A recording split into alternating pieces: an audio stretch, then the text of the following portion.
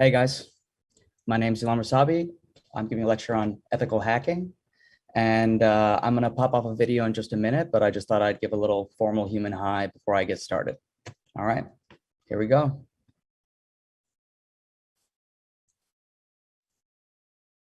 Okay, guys. All right, so here's my first slide, of course, ethical hacking and why you should try it.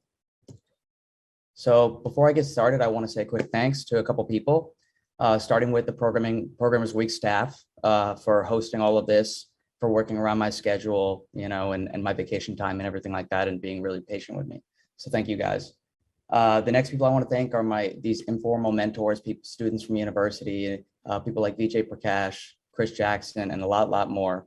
People who taught me when I knew nothing, and this has been my way of passing it on. The next I'd like to thank is my programmer girlfriend. She's the only person who gives me the most honest advice, and she's been helping me edit these slides and telling me, what it would be good use of time, what would be bad. I couldn't have done it without her. And last but not least, my community manager at Softvision, Rusty Clark. If it wasn't for him, I would not be giving this presentation. So I'll just keep a short little stuff about me and my credentials. So I am a senior software slash DevOps engineer at Cognizant. But before that, I had more of a history inclined towards security. I was working for IBM Security as X-Force Cyber Range engineer, where we educated a lot of people on cybersecurity, mostly company executives who are looking to involve their security knowledge into making decisions during points of incidents response. So really enjoyed that and learned a lot there. Before that, I was president of the cybersecurity club at the University of Florida, where I was really active in the security community there. I competed nationally in a lot of different security competitions. These are just a few different types, if anybody's familiar with them, stretching across the entire scope of information security. So that's kind of where my background comes, and I'm really focused on educating people on these topics, and I have a bit of a different style with it. So if you're considering this to be your ethical hacking 101, I can tell you that doesn't fit in an hour. But I like my styles maybe a little bit more conversational, a little bit more practical, applying it to things that you might already know. So I'm really trying to target this, I guess you can call it ethical hacking 101, towards pretty much a very broad audience. Okay, so I'll give you guys a brief overview because I like people to know what their time's going to be spent on. First, the what, why, and how of ethical hacking, just in case you don't know the basics. And then we're going to get right into hands-on demos where I talk about a lot of things that you may be familiar with: phishing attacks, password attacks, web application hacking, stealing data, dropping ransomware. All of that, we're going to do that today. So I'm very hands-on. I'd like you guys to see what you've maybe heard about, maybe expel some myths, and educate you guys along the way there.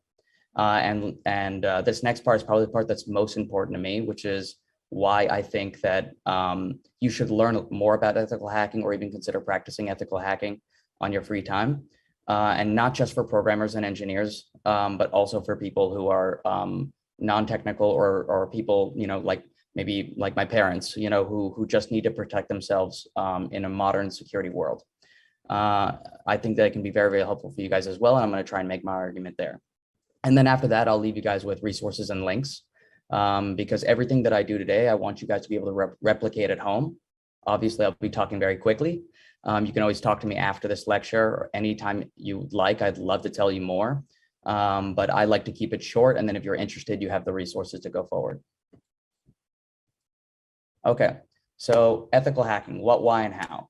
Okay, so what is ethical hacking? In the shortest sentence I can possibly give it, ethical hacking is just hacking with permission. Okay, now that permission can be explicit. For example, if you're a professional ethical hacker, which is a career, and in fact, information security and cybersecurity in general is one of the most employable careers there are, you would have clients and they would hire you. And when they do, they give you explicit contracts on what you can hack and what you can't hack, what you're allowed to do, and then from there you have your scope of attack vectors. And that can include a bunch of things. It can include things like, most commonly, attacking servers, attacking infrastructure, attacking their technology, right? That's what we think of when we think of hacking. But you can also hack employees. You can phish them. You can socially engineer them, which means you can manipulate them, socially, using communication to get information. And also there's physical hacking, which people, I think, consider last, which is attacking the physical security of your infrastructure. So for example, if you have a bank or if you have a company with secure data on your servers, it can be getting physically into the building is just as dangerous, if not more dangerous. So picking locks, breaking into banks, walking into rooms you're not allowed into without tripping alarms. This is also part of the job of a penetration tester or ethical hacker, right?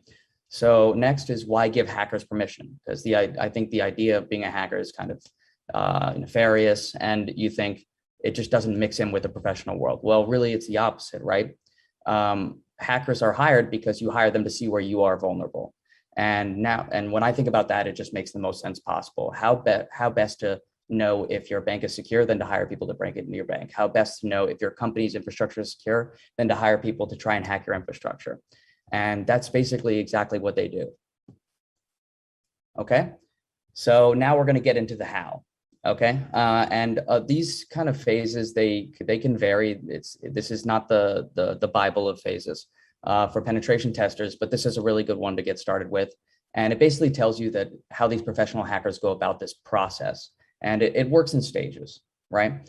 So I like to compare cybersecurity with, I guess, physical security.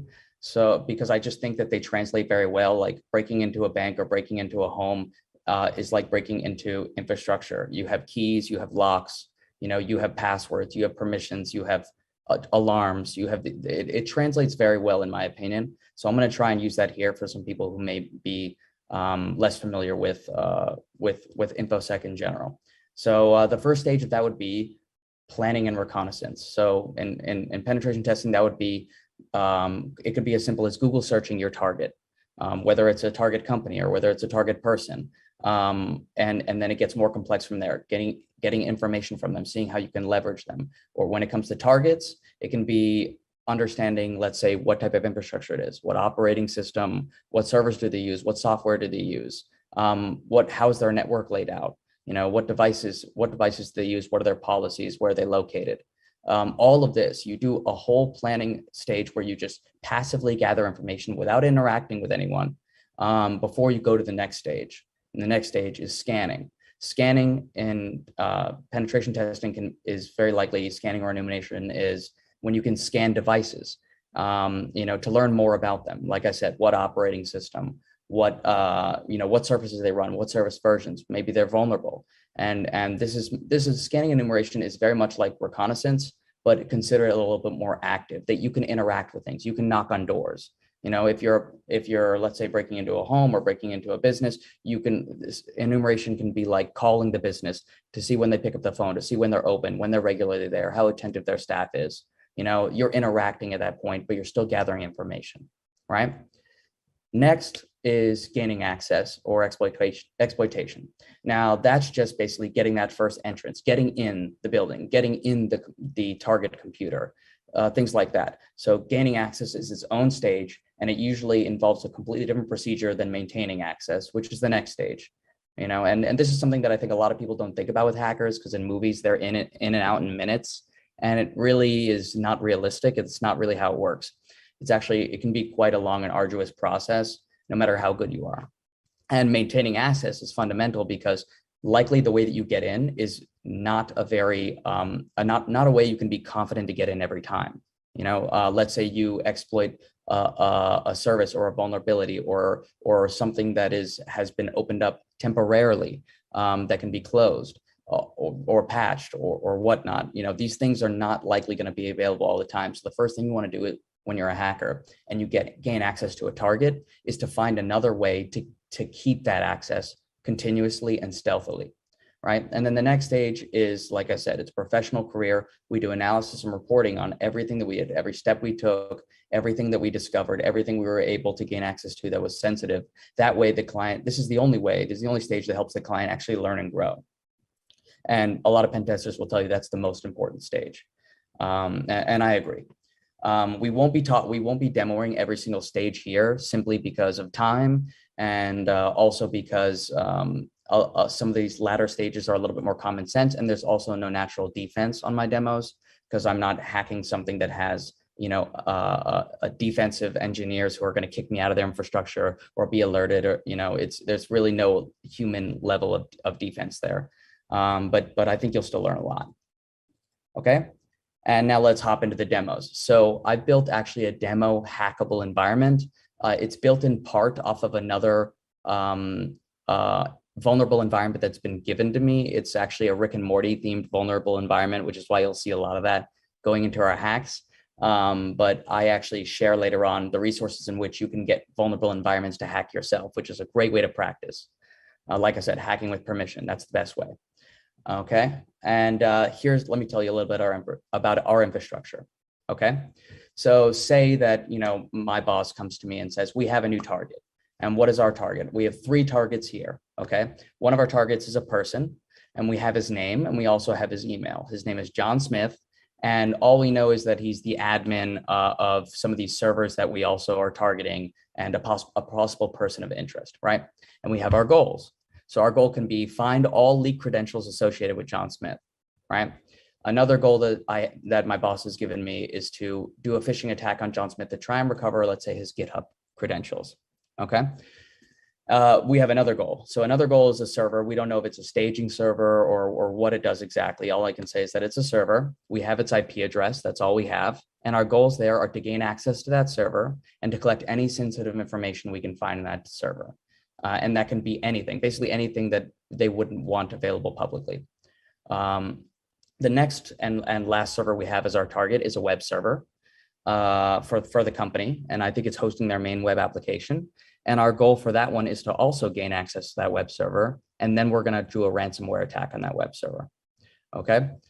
So I'm just laying out, this is a fake environment that I built, and I will give you another diagram going up over here. But I just wanted to make sure, since we're going very quickly, is that you get a kind of rough idea of how that looks. Okay. So here's us at the top left, and there's our attack machine, right? And our IP address, our public IP address for our attack machine is say 10.0.0.18, just to help, it'll help you later on in the demo. Okay. And we can reach these target servers, if you can see over the internet, at our first target server, we were given the IP address of 10.0.0.28. And our other target web server at 10.0.0.31. And that's the Goof web server, which is the Goof is the name of the company. Okay. And then we have John Smith, and you can see that he's the Goof sysadmin, and he has an email of johnsmith@aol.com. Okay. So now we can get right into our demo, starting with stage 1. Stage 1 is reconnaissance, right, guys? So here, let me give you a demo example of reconnaissance. All right, so over here we have a site. It's called haveibeenpwned.com. Some of you have probably already heard of it, but this is a good example of reconnaissance that I think you guys can apply in your own lives, where basically I will take information we have on John Smith, albeit his email, and I plug that into haveibeenpwned.com. And what that does is it searches for data breaches all across the world, collects that data, and then it compares and sees if you have had any leaked credentials associated with that email or your name, or any information related to that. And here it shows that email was associated with 54 different data breaches and 5 different pastes, right? So a lot of information has been leaked on that person. And that's important to know, because if I'm an attacker, I can now go and search the darknet, search through these paste bin sites where this data might be posted. And I can gather maybe a lot of credentials, a lot of contact information or anything on John Smith. And let's say hypothetically I have, and I've got a list of passwords that he has at least used in the past, right? Now, maybe he doesn't use that on his GitHub credentials or his new company at Goof. Maybe he doesn't even use them anywhere at all anymore, right? But people reuse passwords, right? So if I can get a password from maybe an old account at Chegg or Facebook or MySpace, maybe he uses that as his own company as well. And I have no doubt that some people over here definitely reuse passwords. And it's a good lesson to learn that this is something that can be leveraged. If a password in the past for you has been leaked, then if you reuse that password, then they effectively have that password to your current account as well. And it's a good consideration. So let's say we have gathered some information. We recovered some old passwords about John Smith, and that might help us later on, right? So next we're going to do in stage 1, and you can make the argument that that's not a stage 1 material, but phishing is also, it can be considered a form of reconnaissance or enumeration. So we'll go into it. All right. And over here, we'll try and run our phishing attack on John Smith using a phishing tool that I have, and I can make accessible to you later. Again, use responsibly. Okay, so here is my attack machine. Okay, and here I have a tool called Fishbait Maker. All right, so what I do, and again, tools are very easy to use. A lot of attackers are very not uneducated, but they're not, let's say, professional engineers, and they don't know exactly how the tool works, but they know how to apply it. And very much pen testing is a tool-based world. Yeah, so here I grabbed the credentials to GitHub login. In fact, actually, let me wind that back. Okay, so I put in the login page for GitHub, and my tool is going to try and grab that login page and mock that login page for me. And then I give it a redirect address to a random GitHub page. Okay, and I try and serve up this web page. So now I've hopefully created this phishing page. And what I'm doing now is I'm running another tool. This tool is called ngrok. Ngrok will basically now allow me to take this web page that I've served up on my local machine, and now I'm hosting it over the internet, over HTTPS in seconds. And these are tools that you can use right away, and that's how quickly they work. And now I have a URL that works across the internet that links to my phishing attack page. I'm pasting it into my browser, but just to be clear, this is accessible to anyone over the internet. And I send this to John Smith through many means, right? He selects it, he plugs in his credentials to GitHub, which, by the way, this isn't GitHub. If you look at the URL, you can see up top that it's not GitHub, okay? He logs into that page, and not only did it grab his credentials, but it redirected him to a legitimate GitHub page that I may have linked to him in the first place, telling him about it. And so he may be none the wiser. And here is his password. His login is John Smith. His password is GetSwifty94. And all of that was done in seconds using a phishing and a hosting tool that I learned through penetration testing and not through web development. Okay. All right, so now we'll move on from there. Sorry, got to keep it quick, guys. Stage 2, scanning. Now we talked about scanning, and scanning is basically our way of scanning devices to find out more about them. And that's fundamental to penetration testing when you're attacking infrastructure, not people, right? If you can find out what software someone's using, you can find out what server is running, what service is running, what version it's running, then you can find out maybe if there's a critical vulnerability for that service, and you can exploit that service. So scanning is how you do that. So let's go ahead. Here's my attack machine open as well. And I'm just going to show you, I'm going to go to this IP address that I was given, 10.0.0.31, which is for the second target server. And just show you that when I go there, I reach a website. I reach the Goof website, just to show you that, that's what happens when I reach that over the browser. Okay. Yeah, so now I'm going to go and use a tool called Nmap, which is a network scanner that's very popular amongst IT and development and pen testers. And it's a fantastic tool for scanning your network for services, for ports, and it's so robust. So what I did was I scanned my first target server, 10.0.0.28, and I found that I have several ports open. I have port 21 right here, so FTP. I have SSH, or at least what we think is SSH, port 22, port 25, and port 80. And just to stop you guys right there, I can see where this can make it confusing for some people. So when I say ports, your computer has ports on it. It has over 65,000 ports. But when you think of ports, think of physical ports, like the USB plug on your desktop or on your laptop, or the audio jack. These are all ports. These are physical ports. Well, your computer also has virtual ports inside of it. So when network traffic comes to it, it gets redirected to these ports. Okay. And these ports can have services running on them. They can be open, they can be closed, depending. And in this case, we have 4 open ports that we found at port 21, 22, 25, and 80. Port 80 is very commonly HTTP. So you go there, there's likely a web server running.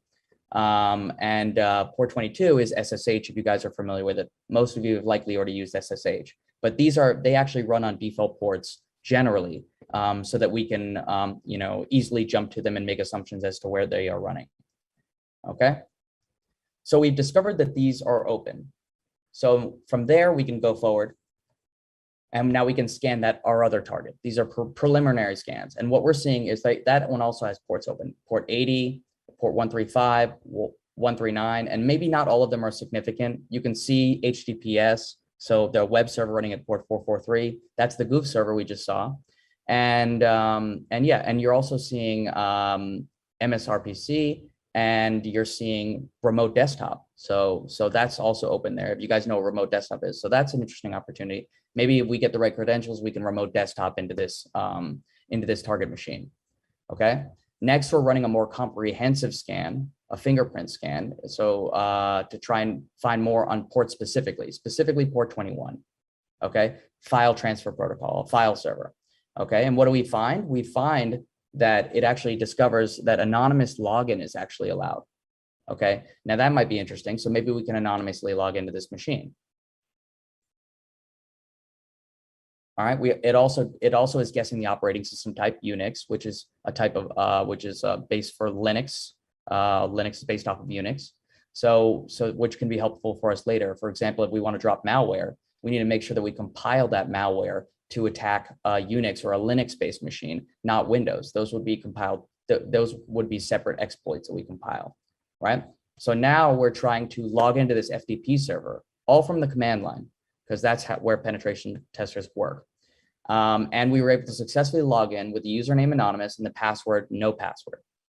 Okay, so what do we see there? We see a flag, and then we also see a folder called goof, right? So let's see if we can, grab any of this content. Okay, so I see flag. It's a text file.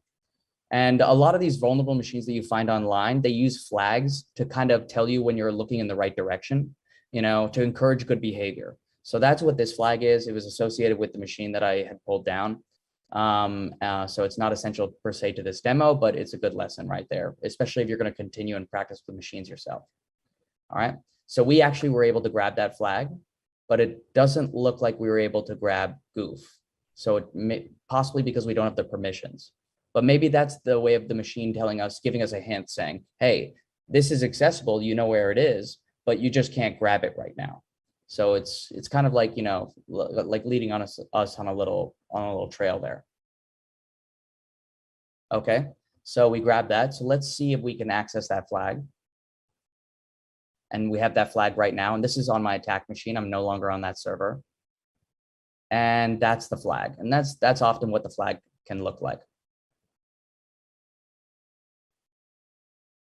So this is just a slow process of me doing my enumeration, my scanning, and seeing if we can find a way into this machine. So far, we haven't had a way to access the machine. We've gotten on this FTP server that's available, but we don't actually have, for example, a shell or a terminal session on the computer. We can't write execute commands on the computer yet. Okay, so now we keep looking. So now we see SSH, right? We all know SSH. That means we can possibly get a shell and get a session on this computer if we know the right credentials. So I'm just testing a credential in my mind, JSmith, I'm guessing over here to see if we can get access. And it says connection closed by remote host. So that's not normal SSH behavior. It's not even letting us attempt to log in. We're not even giving a password. So that's a bit odd. So I'm going to run another tool called Netcat, which does a very low level TCP communication.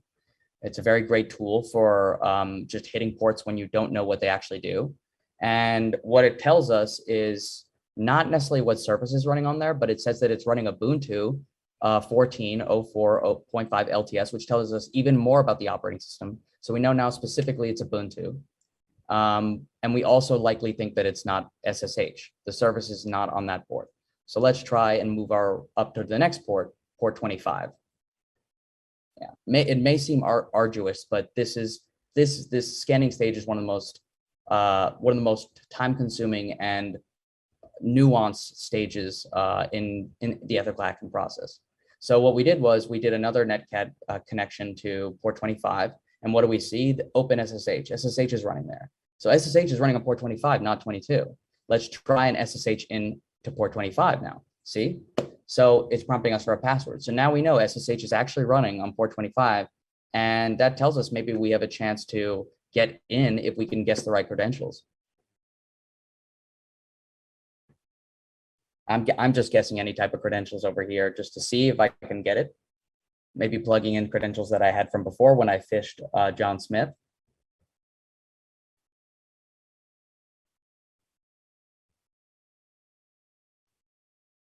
Okay.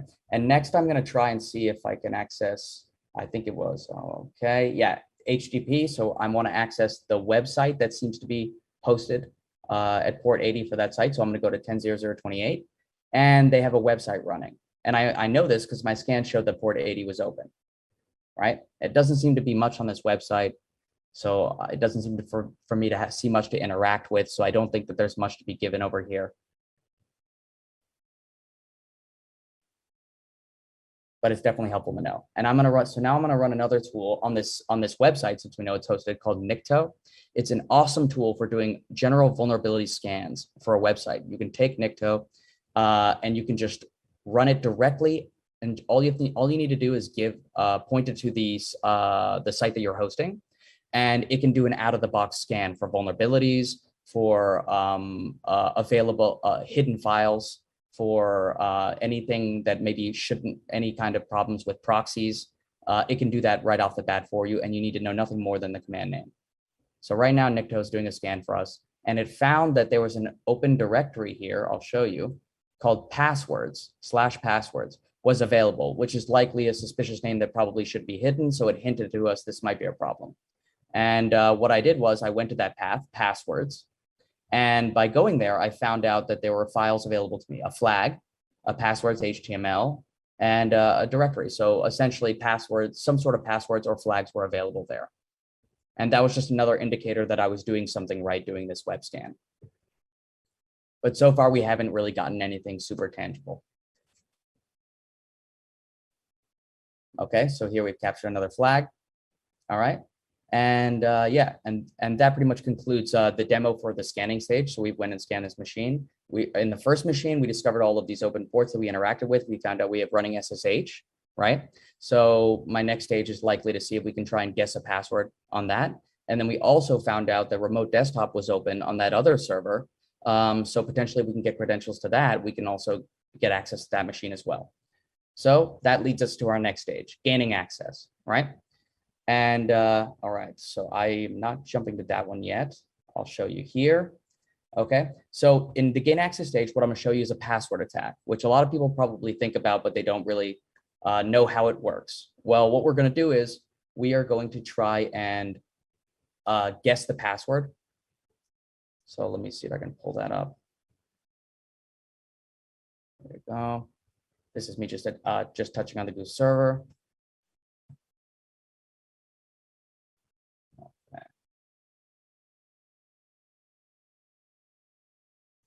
Okay, here you go.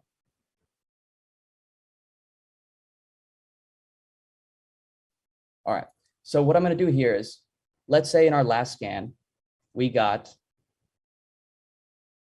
a list of passwords that we knew that John Smith had used, right?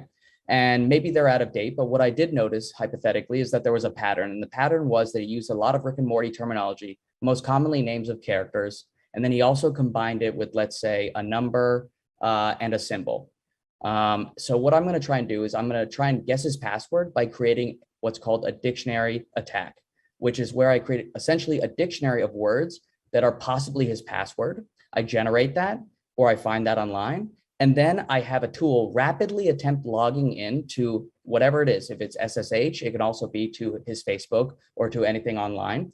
And it will try and attempt to log in and over again until it guesses the right password, if it's available. Now, if I tried every possible combination, that would be called a brute force attack, and that would inevitably get the right password. I mean, it's just a matter of time. And I'll show you a little bit about how that process works. So what we're going to do is we're going to use a tool called Crunch, and Crunch will help me generate a lot of different possible password types to make for our dictionary.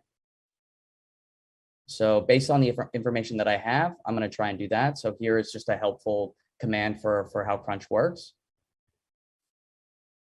So I'm going to try and use this command right here, crunch 1313, meaning the length of my password, the starting length, the ending length, the type, which I'm going to use Rick Sanchez as my name, %, meaning any number between 0 and 9, and then the exclamation point, which is the symbol of choice.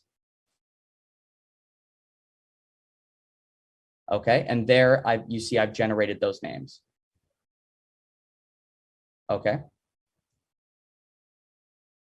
So I'll do that same behavior now, but then I'll output that into a file, my passwords list text file. So now I'm going to start actually creating my dictionary. Before I was just showing you how it would look, what it generated.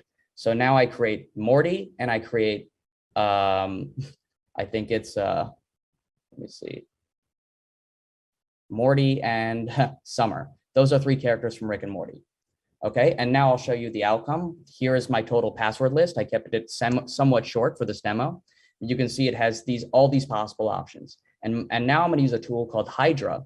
And Hydra is going to handle that login for me and do that as fast as it possibly can and try all the combinations from my password list.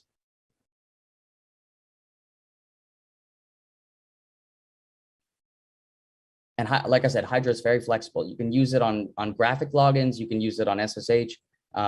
You can use it on FTP. You can use it on everything. Okay, so I'm going to run this command, which is testing it. It's using my password list that I generated. And I'm going to be attacking SSH, is what I specified, the protocol.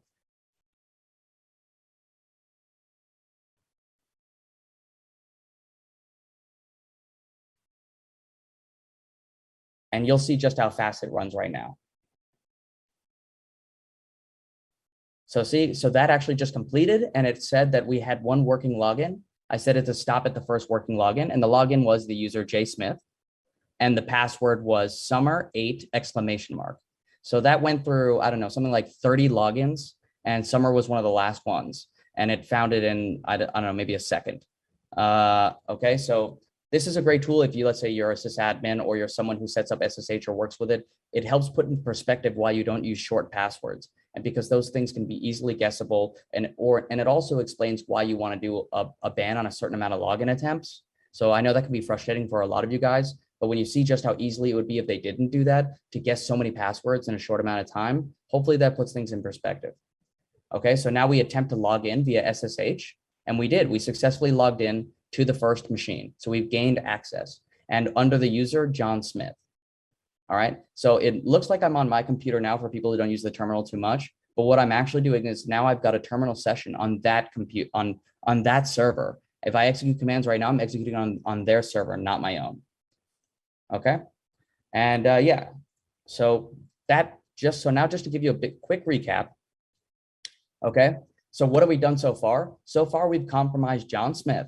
We've gotten his GitHub credentials, and we've gotten a bunch of leaked credentials for him. We met our goal for that. So far, we've also compromised the target server 1 because our only job was to gain access to it and also collect further information on it, which we're going to keep doing, but we have gained access.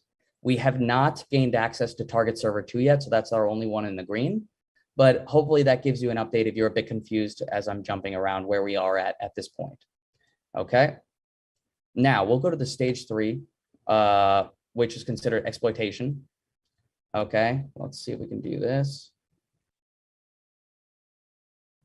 I'd like to do more of a scan if I can. Okay, perfect.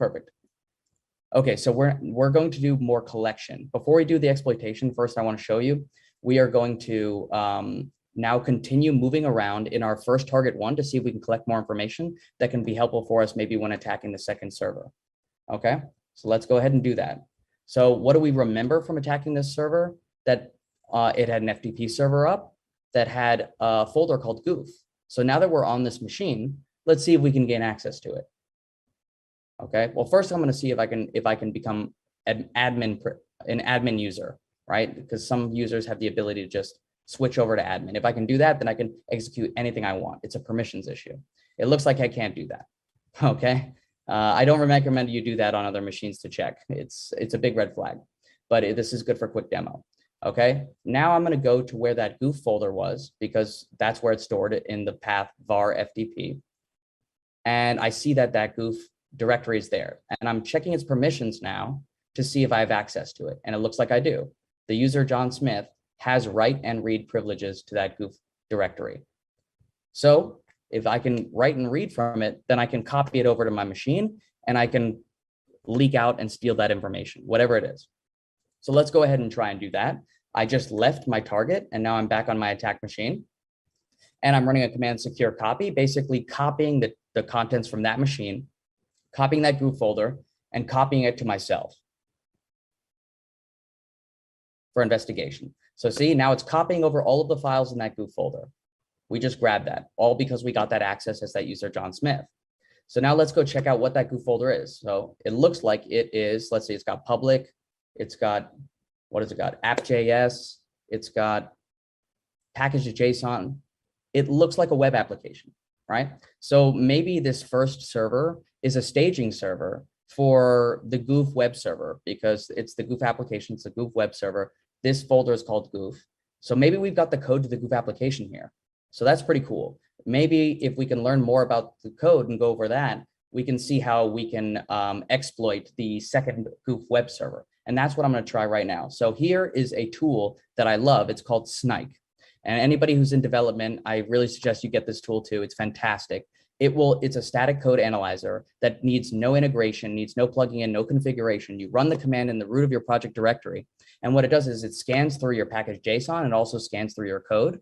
And it tries to find vulnerabilities and associated with that application you might not have noticed. I've used it on several situations in the real world with actual projects, and have discovered, at one point I discovered malicious third-party dependencies that were downloaded for that project that we wouldn't have detected otherwise. And that was just because I felt like running it. So I can't recommend it enough. So we go ahead and run Snike. And I run the Snike test, and it discovers a ton of vulnerabilities associated with outdated packages and a lot more, you see? So and not only does it discover them, but it offers links to explain to you what the vulnerability type is and how you can leverage it. So which I find fantastic. So we're gonna try and grab one that we're interested in. I saw there was one that was a directory traversal, which is one of the simpler, more common sense of vulnerabilities, where essentially you manipulate the path. It explains it over here when I click on the link, but it's a problem with the ST package of this version type, and it explains to you what that is, and then it also explains to you proof of concepts as to how to take advantage of it. But think about it like this: your web application is hosted on your computer. It uses pathing to get to certain locations inside the web app. But if you can manipulate that pathing and back it out far enough, it can go outside of the web application project and actually go onto the server that it's running on itself, and you can use that to leak information. So that's what I'm going to try and do over here. I'm going to take the proof of concept request, curl, which mocks HTTP requests. That doesn't mock it, it actually does HTTP requests.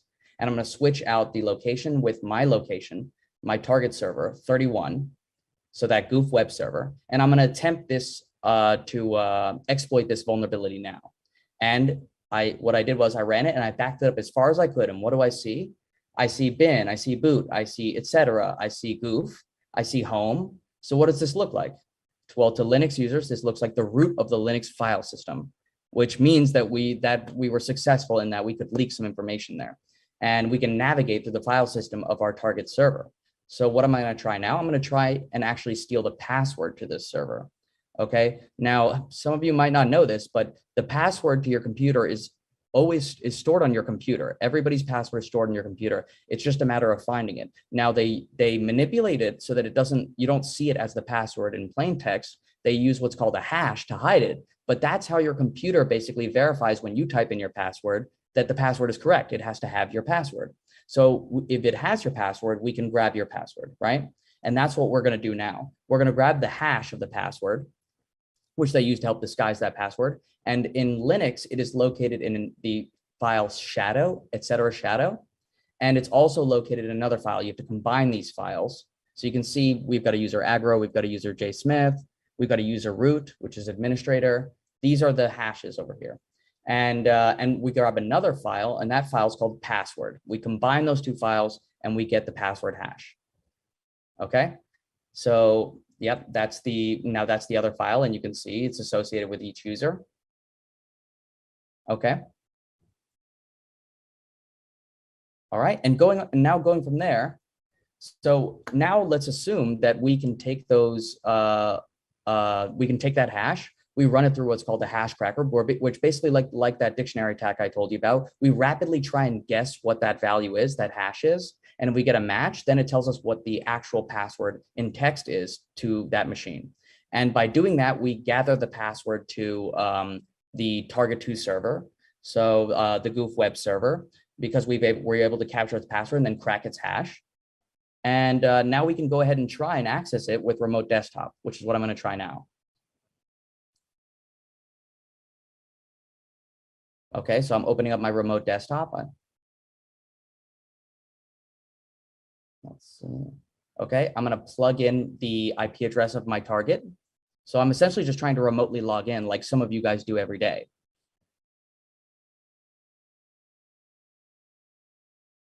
Okay, and now it's asking me for a username and password. I'm going to put John Smith, J Smith, the user that we're familiar with, and I'm going to put in the password. And the cracked password is getschwifty94. That was the cracked password that we got from cracking that hash. Okay, I select continue. I attempt my remote desktop access to this target 2. And now we've gained access to target 2, and here we are. Here is us with access to our target 2. So that explains now our exploitation of that machine. All right. Hopefully that was helpful to you guys. I know that was a bit to take in, but I tried to make it as digestible as possible. So now we've compromised both target 1 and target 2. The only thing left for us is ransomware. So now we're going to try and drop ransomware on our target 2, and I'll hop right into that video. Okay.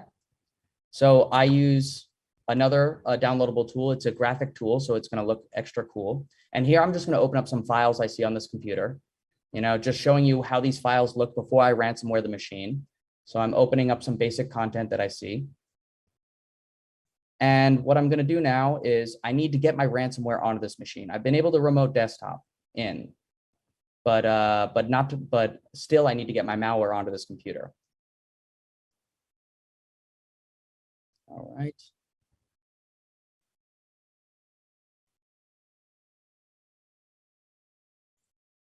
Okay, sorry about that.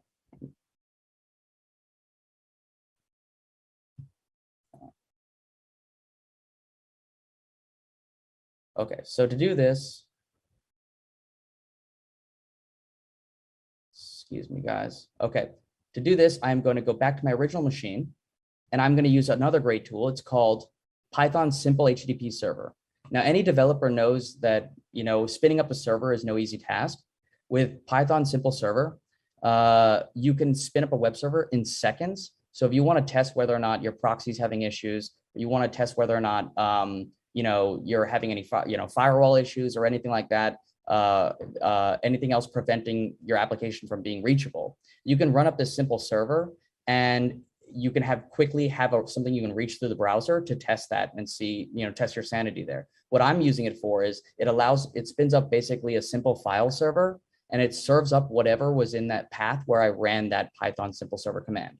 So I ran that command on my attack machine where my malware was. And now on my target machine, I go to the IP address, my attack machine, 10.0.0.8.18, at the port that I specified, and there is my ransomware right there. I'm going to download my ransomware from my attack machine using that Python simple server module in seconds, and I'm going to download that to my target 2 and attempt to run my ransomware.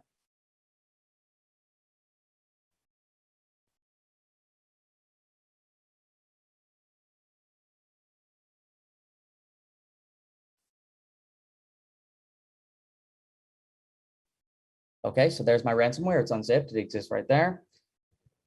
And now I have to go and set it up. So ransomware, it's coming in the form of code. And what I need to now compile a payload, or basically a malicious exploit, to now be fit for this operating system type. And so that it runs successfully. And I'm going to compile a payload to encrypt all the content and decrypt. So when a good 101 for ransomware is that ransomware is a lot like zipping your file with a password. If anyone's ever done that, zipped up content and added a password, you're basically encrypting your file with a key, right? Ransomware is zipping up your entire file system with a password and throwing away the key, or giving the key to the attacker. And then the attacker holds the key and says, hey, pay us and I'll give you the key.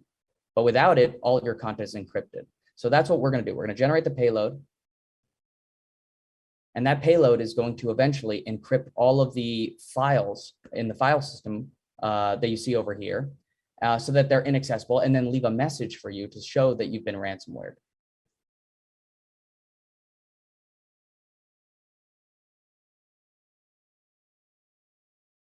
Okay, so I'm specifying what target to ransomware. I don't want to ransomware downloads because that's where my ransomware is, even though I could.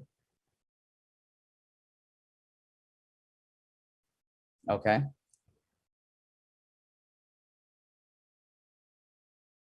And now I generate that. Now it says the payload and decryptor were successfully generated. Okay, so once I do that, the next thing I want to do is I want to spin up my what's called command and control server. That's the server that receives the ransomware key. So really this would run on my attack machine, but just for the visual example, I'm going to run it on this target machine. And it's essentially, it'll be a server I run up on my remote area. And then when the ransomware occurs, the key is generated and sent to that target server.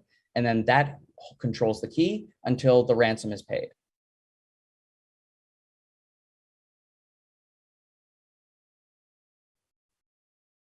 Okay, so now it's generating the final portions of it.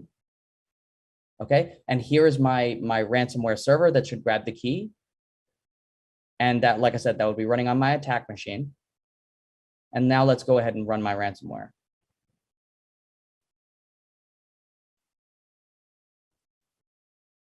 Okay, that's the payload. Running that payload is running my ransomware.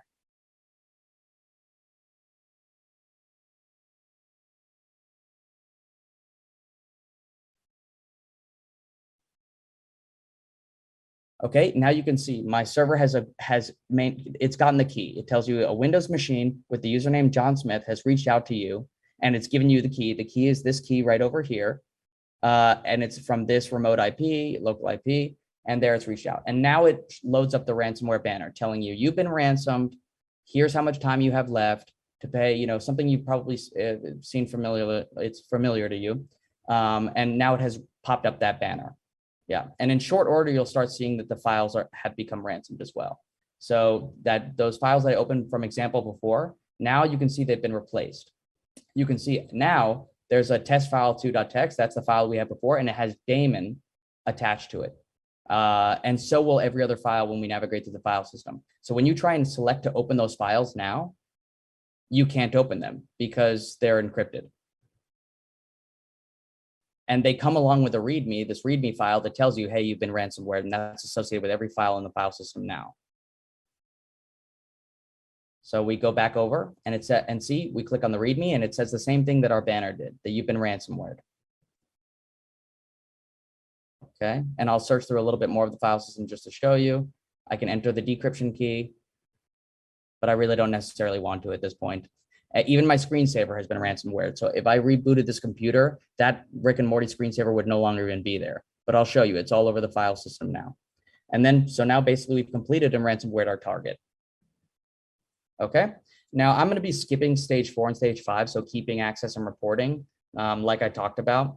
But keeping access, like you can think creating a new user and then using that user to log in, maybe protecting you. It's the simplest version when you think about keeping access so that you can log in now from that user. So if your original user changes their password, you still have that access, right? And these will be some simple examples, but we're going to be skipping through that for time reasons. So now I'm going to jump into the later part, the pros, the reasons why you should know it. So here are the pros for programmers. Okay, well, number one, thinking offensively when you build. So with programmers, we struggle enough just to get our content working, our software working, our infrastructure working. And that's the mentality we have, where a lot of the times what's important to us is getting it working. But when you think offensively and educate yourself in that sense, not just being told, oh, what to protect yourself from when you've never experienced it, I find it a lot more helpful when you build to know when you can focus on places where you might be more vulnerable than others. And you can look at your context specifically and make smart choices when you build, and not necessarily take a lot more time to do so. So knowing how the attacker thinks and knowing how easy it might be to exploit certain things, it may change the way you think about updating packages and about looking at warning signs and think about maybe running servers up that don't use HTTPS, don't use TLS, right? It's a great way to get you going because you're thinking about it from the perspective of doing it and less about perspective of rules. Number two, breadth, curiosity, and special knowledge. Penetration testing, when I look at the background of the people who do it, it's very much a beautiful combination between IT skills, sysadmin skills, and programmer skills. And I can't think of a better way to become a good programmer than to translate all the knowledge they have from their testing and their breaking of applications and using that to help yourself debug applications and learn all of these tools like I've showed you that you've maybe never heard about, that penetration testers use, and use those to help speed up your development and speed up your special knowledge there. And number three, become a visibility god. So learning the terminal is essential being a pen tester. It's not essential to being a programmer in many ways, but you really do need it to become a great programmer, and it can help you cut time like crazy when it comes to debugging, when it comes to finding vulnerabilities, finding, changes to thinking about problems that have to do outside your application, like your operating system or your hardware or your network. All of these kinds of things that maybe we lack the tools to have the visibility that we need to understand the problem. There's a tool for everything in pen testing, and it has given me so much visibility, especially in terminal-based environments where you're used to having an application you run to help you figure something out. Now you're in the terminal, you can figure things out just fine because you just know the tools and you know your way around. And the pros for the non-InfoSec regular people, okay, which I'm trying to focus a little bit more on you guys here. Number one is getting the whys for your hows. I'm big on people not just telling me that I shouldn't do something, but why I shouldn't do it. And I think that's the best way to learn. So I think when you see someone breaking in, attacking you, doing password attacks on your web application, that's when you realize you want to use complex passwords and not just being told what a complex password is. Once you realize how that works, it gives you more perspective and it lets you think about that in a more responsible way. Protecting yourself. This is something I stress to friends all the time. I would say 20 years ago, the focus when it came to hacking was hacking places that really had resources that you wanted. So think about companies that had important information, that had money, that had resources, computer resources that you could harvest, all of these different reasons why a hacker would attack you. Big companies had it back in the day. But that shift has actually now gone more towards the individual, which is now making them more targeted. So whereas previously you kept all your money in a bank, a lot of people maybe can keep their money in a Bitcoin wallet on their computer, millions of dollars of which now makes attacking an individual user, which normally wasn't interesting, now a new and preferable target. Also things like users generally didn't have a lot of resources. They didn't have these massive supercomputers where they had 100 cores and terabytes and petabytes of data. But now anyone who improperly sets permissions on their cloud, their AWS or their GCP account, if that gets properly compromised, someone can just run the heck out of your bill and run 1,000 cores and get a ton of resources for whatever it is they might want to do. And now they can do that from regular users. And that just previously wasn't available before. So individuals really need to be more educated on cybersecurity and protect themselves because they are more of a target, in my opinion, going forward. And number three, which pretty much was my job before I was working here, is executive decision making. So at the end of the day, the engineers, they know a lot, but the people who decide on big things when it comes to incident response are the executives, okay? And not all of them come from strictly technical backgrounds. So for example, we work with almost exclusively executives at my old job, educating them, because when ransomware drops and you're, an executive helping run all the infrastructure in North America, what you know about ransomware can help you decide whether to shut down the entire network or realizing that maybe that ransomware doesn't propagate and being able to keep up certain services and save millions of dollars.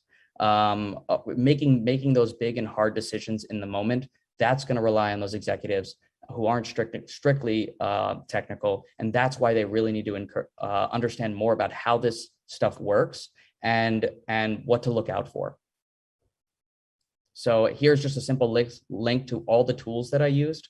And on the right is a link to several resources for practice, competing, and certification. If you guys have any questions about that, though, of course, feel free to reach out to me. I'd love to answer any and all questions you have and also provide these slides to you. So here is my general contact information on Slack and on Twitter. feel free to reach out to me if you guys have questions that go beyond this this session. But I hope you guys enjoyed what we had so far. Okay. Should I open up for questions? Yes, we have a question. How do you approach clients when you want to do this kind of penetration testing or analysis? For example, some IT departments get a little excited even if you do an unexpected port scan. Right. So there are different types of penetration testers. So the clients, well, the clients do usually come to us, and it's often reputation or recommendation based. But you have penetration testers that can walk in and do strictly offensive work. They can do all of their attack, and then they just dump a report on the blue team, the defense, the IT people, and that leaves kind of a bad taste in people's mouth. And I think the culture is shifting away from that to what's called purple team. And basically what that means is the attackers, they stick around, but they work with the IT. So they are trying to penetrate, they're trying to gain access, but when they do, they don't just drop a report and leave.